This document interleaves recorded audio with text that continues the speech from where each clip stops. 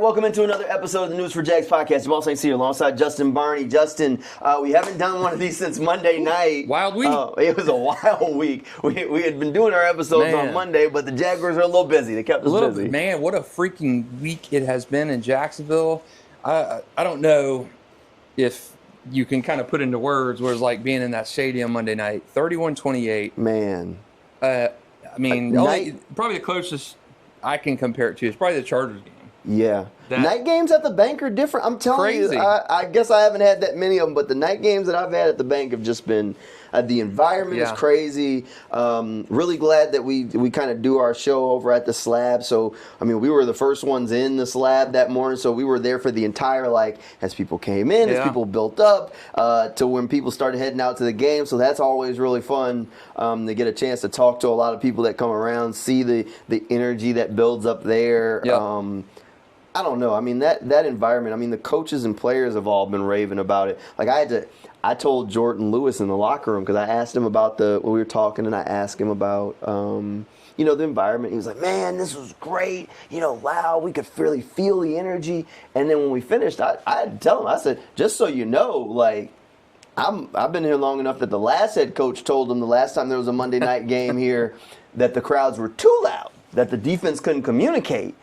And he's looking at me like I got two heads telling him this, because I was like, I've never heard a coach say that before, that it was too loud that his home defense couldn't communicate. But it was, but he did.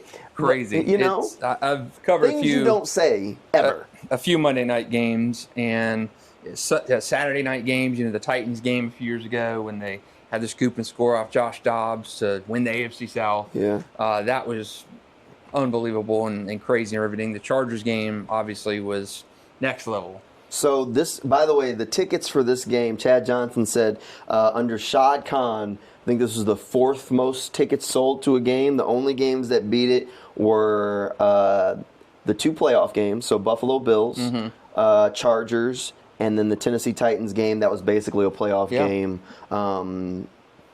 back then. And that makes sense. I mean, you got the Chiefs on Monday Night Football, the hot start. And, all those Patrick Mahomes and the Chiefs coming to town for Monday night game, that's pretty darn impressive there. Yeah. But the fact that Jacksonville has had the start that it's had, going into that game was 3-1.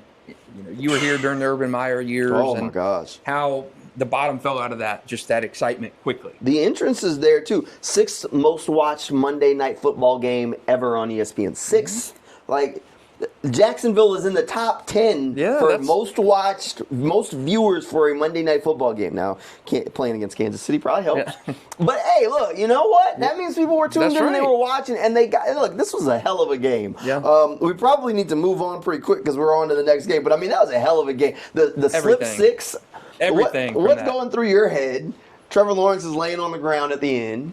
When that happened and I saw him the first time, I'm thinking, oh, no, don't get up and just throw it away, because I in my mind, I'm seeing that, a Chiefs player getting there, putting a hand on him, and Trevor just, trying to throw in a duck that's picked off in the end zone. And that was my fear, not him getting sacked or anything, because then again, you still get up to the line, you still have the chance to clock it and get another play in. My fear was Trevor getting up and trying to throw it. He's in the grasp of somebody and throwing a duck in the end zone, and it's picked off.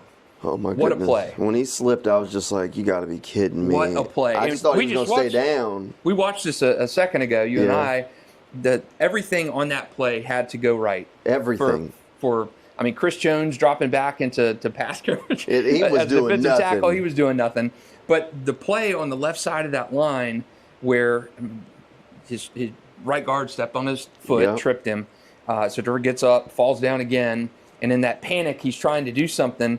And it was unbelievable, the left side of that line. Had they rushed another person on the left side of that line, Trevor Lawrence is dead in the water. Right. They didn't rush a third person on that side. They had Walker Little having his guy. I can't remember who was his matched up guy. But Ezra Cleveland comes over and finishes off that block, and Ezra wasn't engaged with anybody. His guy had shifted on to into that second row. So Ezra Cleveland coming over and chipping him away, knocked the guy down and gives Trevor a lane to run in.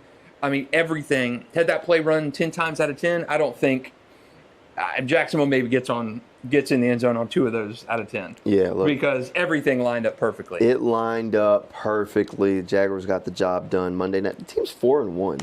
That's crazy. This is a 4-1 football team. Now, I think I said to you one of the last times we're doing this. I said, beat the Chiefs. We're 4-1, and then I'm starting to believe. And I don't think you can fault, because the team has yet to play a perfect game. Yep.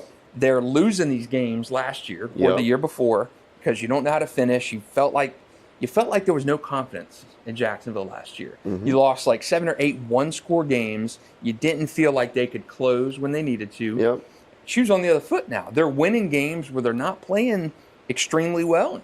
You know, Trevor Lawrence is throwing interceptions, or you're fumbling the ball going into the end zone, something like that, where you're having these plays and you're still finding ways to win games. Yeah. That shows to me that it's the mark of a team that's believing and that's learned how to win. 6th easiest schedule the rest of the way in the league. When this came out, you and I talked about this front 7 games were the difference in this being a playoff team and going in the toilet. I think when I had them in, I had them more wins than you. What did I have, 10 or 11 wins when it was all said and done? But I had them going into the bye week with like 2 or 3. Yeah.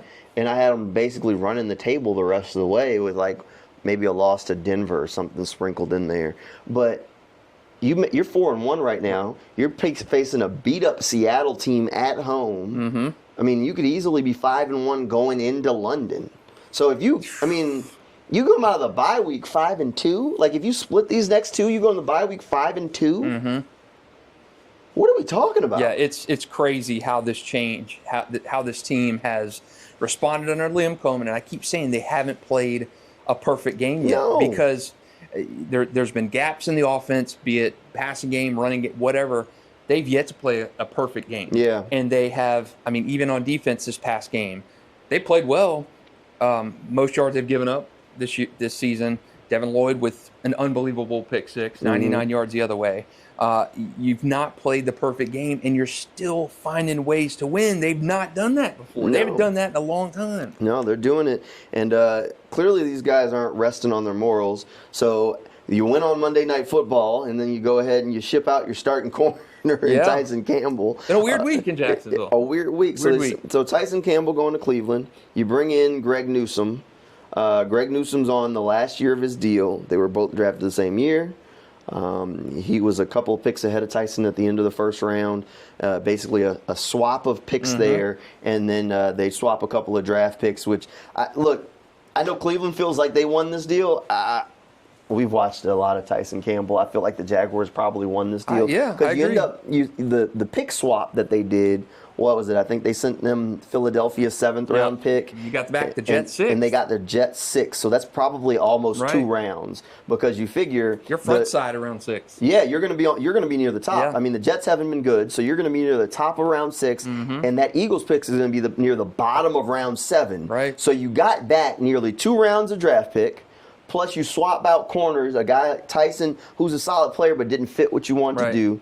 And now you get Greg Newsome in, who they feel like fits what they want to do, and you clear up some cap space for the future. But this wasn't a salary dump move. I think they feel like this makes them better today. And, hey, you look at the move they made for Jordan Lewis, a move that I was not high on. You were not? Just with the money spent.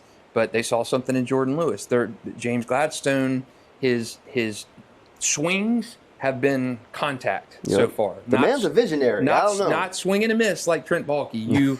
And that's unfair to Trent because he did some good stuff. But he did a lot more, bad things. Some of his picks look better now that he's gone. Yes. Devin Lloyd looks great. What do you mean? Tyson Campbell, I thought, again, when it's like the Trevor Lawrence deal. It's almost premature, but you risk the fact of losing and having to pay Tyson an exorbitant salary or Trevor an exorbitant salary if you extended them later, had they had great seasons. So Tyson didn't pan out. He was better in the previous regime's defensive system, and he just had not looked good this year to me. So trade deadline is still a ways off. This team is going to it would not surprise me if there was another move. Before the deadline. Would not shock me. I think they're going to exhaust every option. If there was one player or one position that you could go and make a move for right now, before the deadline, I'm going to probably say defensive line. Okay. I'm going to say a pass rushing defensive tackle, because I think that, and I look back to what made that 2017 Jacksonville defense so good, and I've talked about it with you before, Marcel Darius. Yep. When you go out and you get a guy who was really kind of had run his course in Buffalo, it gave Jacksonville an opportunity to kind of reset and say, okay, we've had a weak spot on our run defense. Mm-hmm. You got Marcel Darius, and Saxonville, in a sense, you had the edge in Calais. You had the secondary, a great secondary that year. You had some problems on the defensive line. Now, Mason Smith has worked his way back to the rotation. He had some good pressures the other night. But I think kind of what we talked about in preseason, the biggest growth areas, I think, were on that defensive line. I mean, you get rid of Devon Hamilton, right, and you upgrade at that position. You consider moving out Eric Armstead. I don't know what the case. I don't know what it is. Well, if you're shopping for defensive tackle, it's Dexter Lawrence is probably the big name on the market. Yep. If he's available, maybe the Titans are shopping Jeffrey Simmons, something like that. If I was going one spot, I think defensive tackle was, I figured, probably where you'd go. I'd go differently. Okay. I think they're okay-ish. The defense is holding it together. Look, if there's one spot that I feel like needs an upgrade at this point, I was going to go wide receiver. Yeah. If A.J. Brown's is on the market, I'm going to get him. Oh man, how about that? Look, Diami's been bad. He has. I mean, I didn't like. He had. I didn't like him all preseason. What, 2 or 3 drops on Monday? Yeah, he's not that. I mean, he's a guy that he's a burner who had great success in the playoffs, 1-year deal. Yeah, he's just been kind of a guy to me. He's a guy. He made a clutch catch on the last drive the other night. Yep. But he also had 2 or 3 drops. Parker also dropped one. I've seen, like we talked about this on Tuesday morning, people being critical of Trevor Lawrence. But I mean, if you look at the stats, yes, was it a perfect game? No. Stats are fine, and then you also add in the passes that hit the guys in the hands. Parker had one that was hitting his hands. Diami had at least 2 that hit him dead in the hands. Yeah. That would have added to the yardage total, added to the completion percentage. Like, it's tough. I mean, even that last play or that last drop, the deep one to BTJ on the sideline, it goes through his hand. Like, he pulls it in, he gets the knee up and and cradles it, but it could have been very easily dropped. You saw that slow motion replay, and it's kind of coming down low. You're like, oh. Like, man. I'm fine with Brian. I'm not. This isn't a criticism of Brian. This isn't a criticism of what you're getting from Travis Hunter. But this is more of a. Parker's good. I like Parker. Parker made the touchdown catch. But you need some more juice in that wide receiver room still. I get that. If I was going somewhere and if I'm James Gladstone, Liam Cohen, I'm looking at this passing game and I'm saying, man, even if I can go get a rental, if I think I got a team that can go make a run, go give me a rental, and let's try and run it. Forget it. Like, get me A.J. Brown, get me whoever, whatever the best receiver that's on the market. If somebody's, I'm trying to think of another receiver that might be moving, that's out there, but go get me that guy. I mean, if the Dolphins were willing to come off Waddle, they probably won't, because Tyreek's probably done there, so you're not going to do that.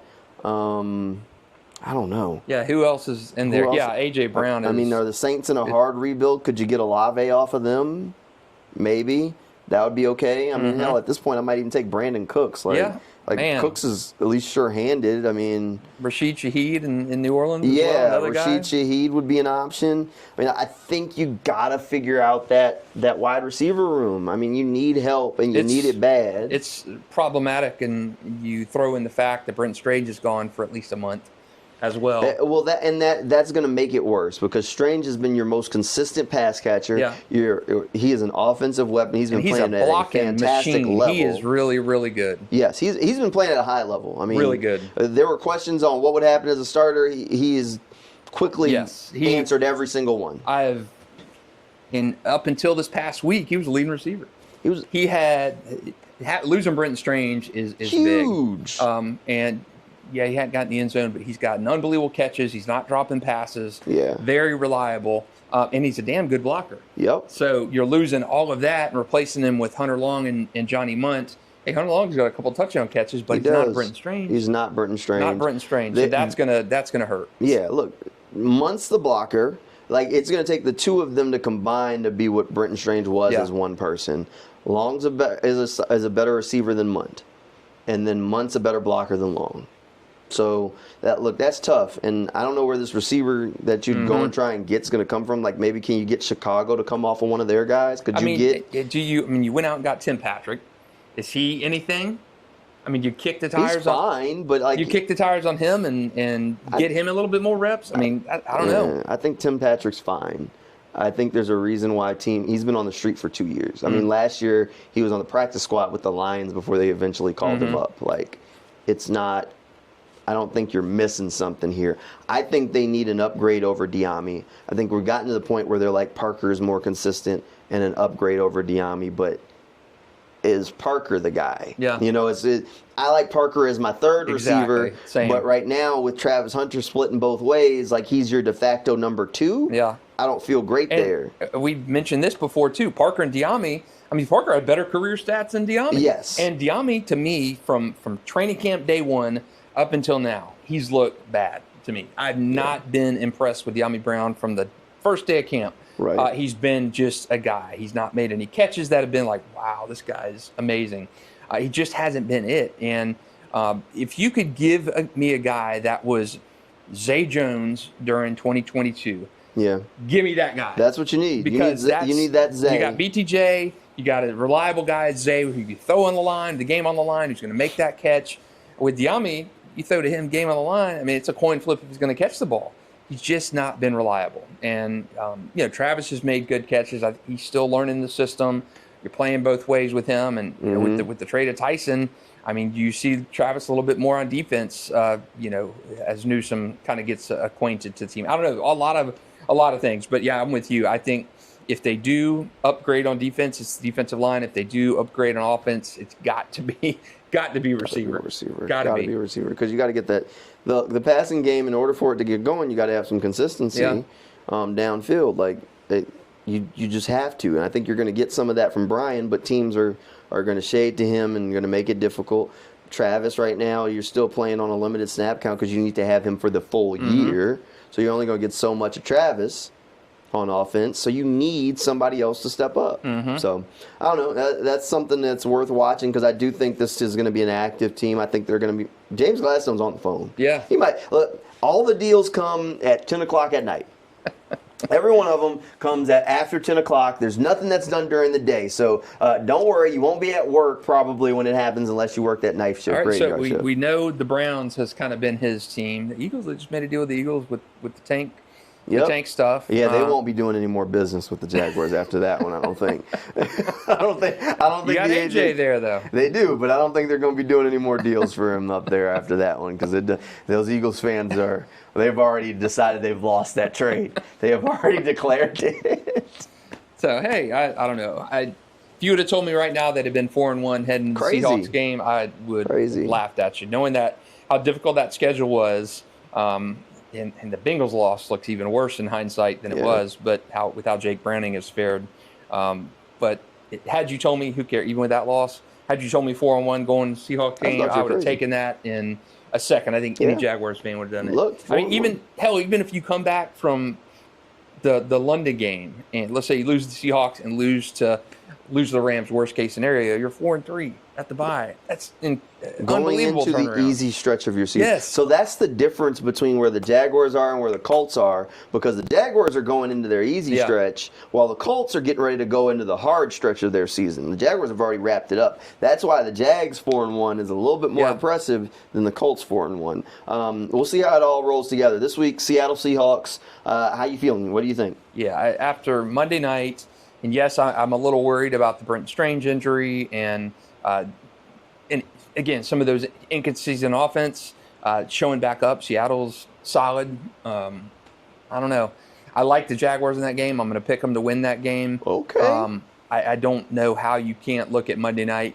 There's always on a short week, there's concern about doing that, especially after such an emotional, highly charged win. But I think Jacksonville defense has looked phenomenal. I think offense is going to continue to gain. You beat Patrick Mahomes on Monday Night Football. Yeah.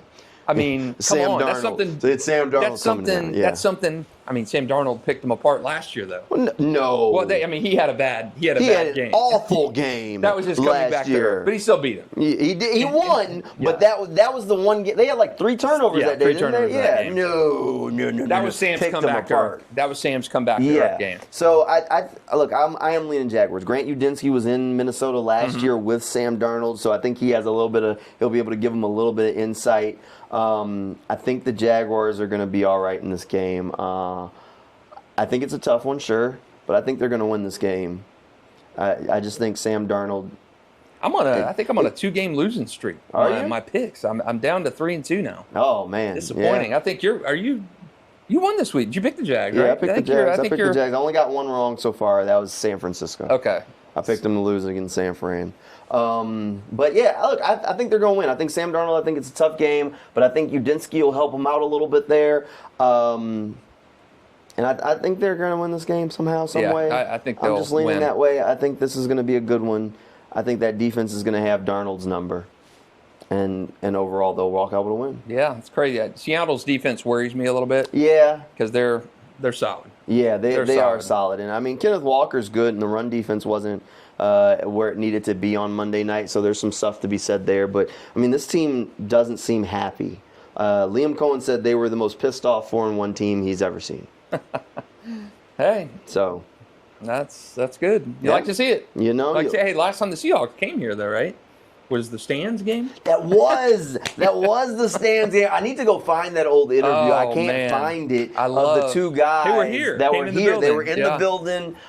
They were upstairs in our building. They did an interview. This is Duval. You ain't gonna come up in no stand and around or test us. Yeah, I need to go find that. I need to find that interview somewhere. That was an unbelievable interview. Oh my gosh, that is legendary. I have their picture in my meme folder on my computer, but I might need to go add some more for this week since this is the return for Seattle. Oh man, that's right. All right, so we're both thinking the Jaguars are going to win this one. So we'll move them to 5-1. We'll see if they can get the job done. We'll be out tailgating before the game. So if you're out at the Slab, come by, say what's up. We'd love to talk to you. But appreciate you hanging out with us here on the News4JAX podcast, and we'll see you next time.